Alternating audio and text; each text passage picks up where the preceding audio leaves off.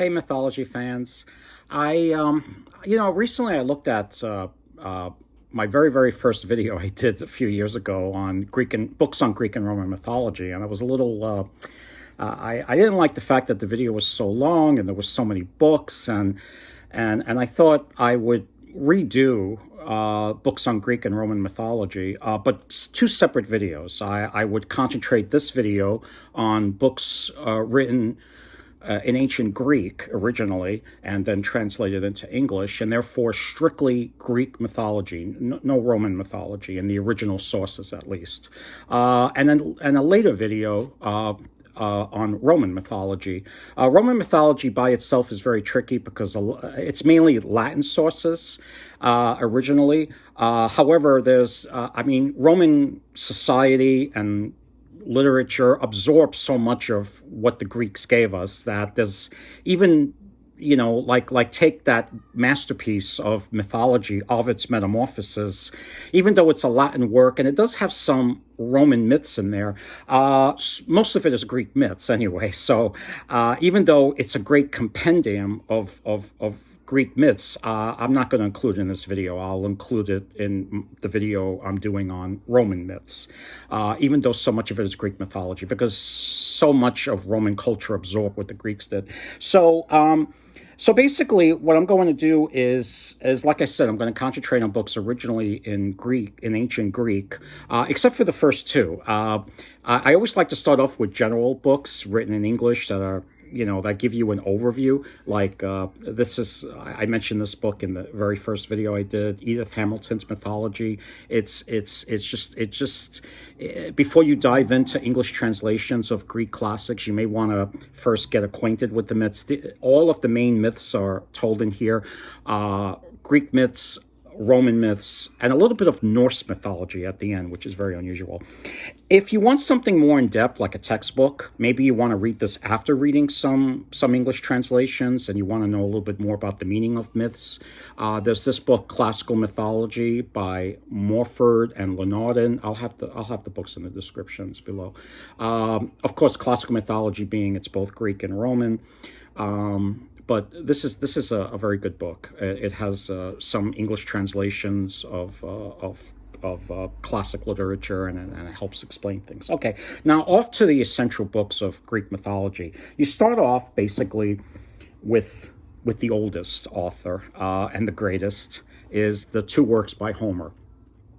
The Iliad and the Odyssey. The Iliad is basically starts off with the 10th year of the Trojan War, and it ends with the death of Hector. And the Odyssey, which tells the story of the travelings of Odysseus as he tries to get home to Ithaca. We don't really know much about Homer. It could have been more than one person. Homer is just the general term used for the author of these two books. So, when it comes to Greek mythology, you got to start with these two. After Homer, there's another guy called Hesiod. He was a poet, and he gave us two short works. He gave us the Theogony and the Works and Days. Works and Days is less mythological, but there is a little bit of mythology in it. But the main mythological poem is the Theogony. It's basically the origin of the universe, the origin of the first gods. And it's a very slender book. And this particular edition is by World's Classics, and it's a translation by M.L. West. Homer, on the other hand, has a lot of translations. The two I happen to have here are by Robert Fitzgerald. But there's so many out of there. There's so many of them out there. But you can't really go wrong with Fitzgerald. I think he's great. Then another work, less common than these, but it also tells in ancient Greek language, and they're very old sources, further tales of the Greek gods, and they're called the Homeric hymns. And this particular one is the translation by Charles Boer, and basically they're called Homeric hymns, but they weren't really written by Homer. But they're basically further stories in hymn forms of the ancient gods. The next important group of writers is what's called the three tragedians. These are three playwrights that wrote tragedies. That's called the tragedians. Aeschylus, Sophocles, and Euripides. And you got to tackle at least some plays by all three of these guys. Aeschylus wrote three plays that form a trilogy called the Orestia. And they consist of Agamemnon, the Libation Bearers, and the Eumenides, and they're very important. They have to do with Agamemnon returning from the Trojan War and being killed by his wife, and Orestes taking vengeance, and then Orestes having to suffer for killing his own mom. So these are three. We have actually 7 plays that have survived from Aeschylus.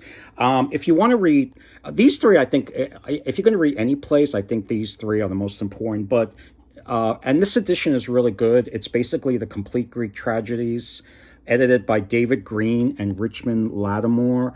And this is put out by the University of Chicago Press.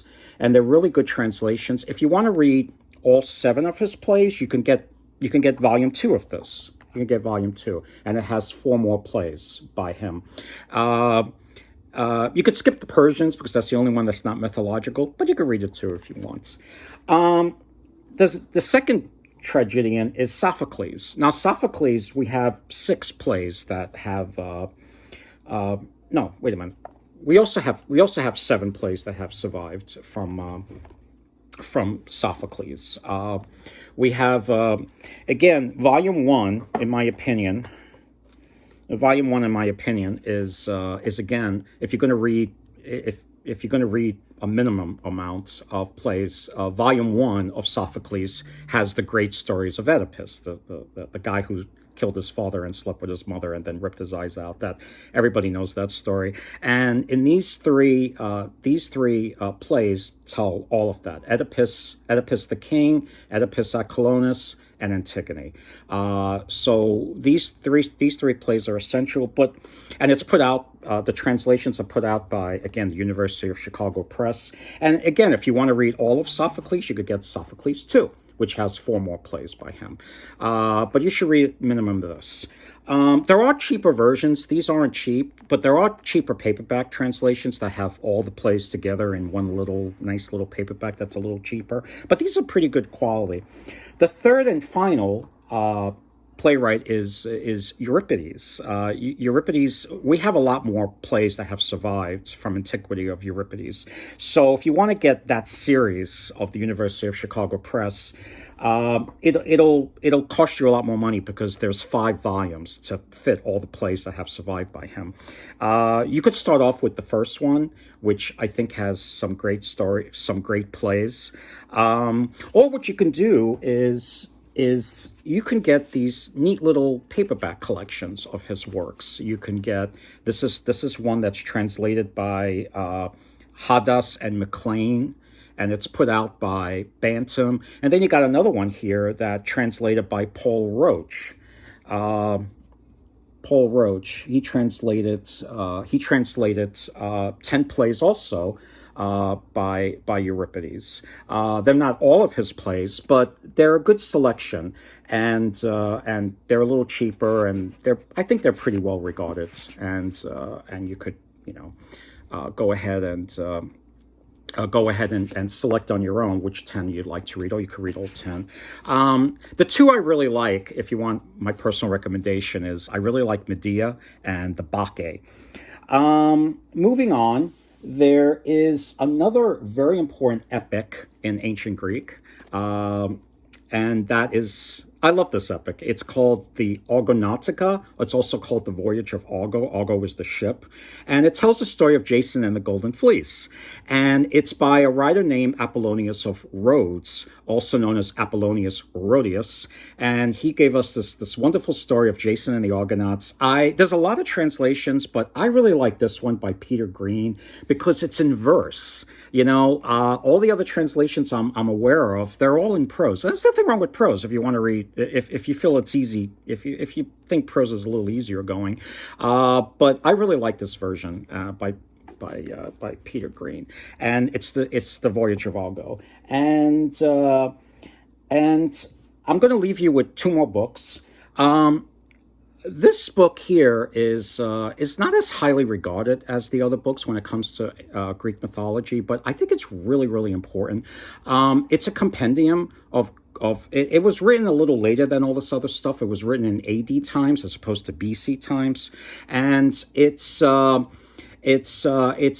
Library of Greek Mythology by Apollodorus, and it's a great collection of all kinds of Greek myths that he put together, and I think it's really a really essential reading. And so I highly recommend it.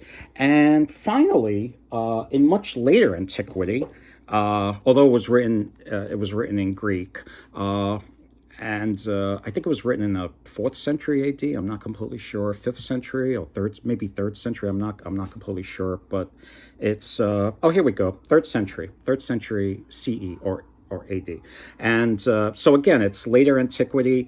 Something like 800 years after Homer. You have a writer by the name of Quintus of Smyrna, and he wrote something called The Fall of Troy. And again, this is not in mythology classes, and this book isn't talked about for some reason as much. I kind of discovered it when I joined a book club, and I'm like, how come this book isn't talked about as much? Everybody talks about Homer, but nobody talks about Quintus of Smyrna.